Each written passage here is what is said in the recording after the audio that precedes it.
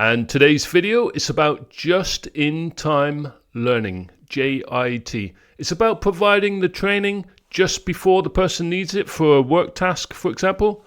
Traditional training can often fall short. Most training still assumes that people will remember what they've learned weeks or months later. In reality, people often forget. They forget quickly, especially when they're under pressure.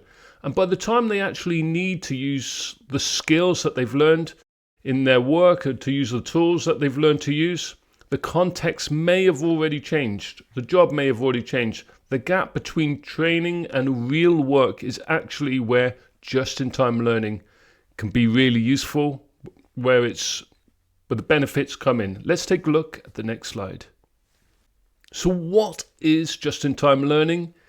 Just-in-time learning is short, practical guidance that helps someone complete a task while they are doing it. So it's not just about courses or long explanations. It's about giving the right support at the moment it is needed in a form that can be used immediately. Let me explain further.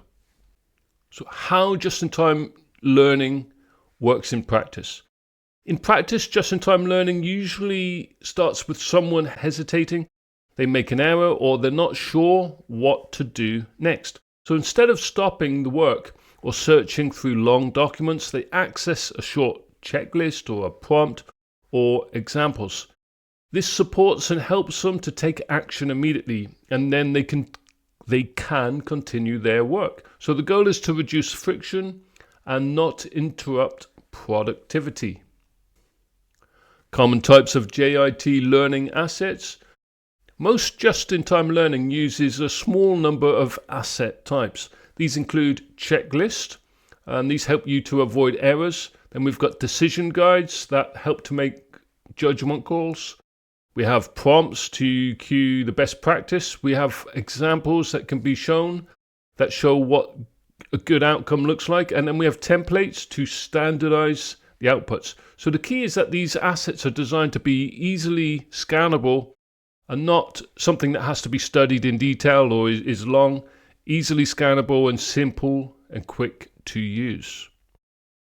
When does JIT learning work best? So just-in-time learning, it works best when it's a clear, repeatable task and where decisions have to be made, but especially when it involves a time pressure. So it's less effective for deep conceptual learning, complex tasks, and where the training is very structured. We should remember as well that JIT is not a replacement for training. It's about inflow support. So by inflow support, I mean that it shows up when someone is doing the job, and instead of stopping work so that they can attend training or search through long documents, the guidance, the JIT learning is built into the tools or templates or processes they already use. Just-in-time learning supports training. It doesn't replace it. That's important. So it helps people apply what they've learned in real situations, helps them keep on working.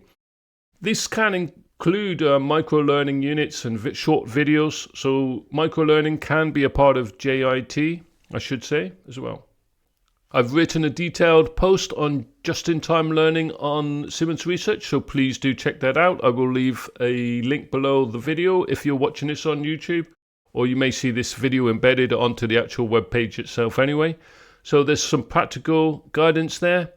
Please do subscribe to this channel. This is a short video on just-in-time learning. I will see you in the next video.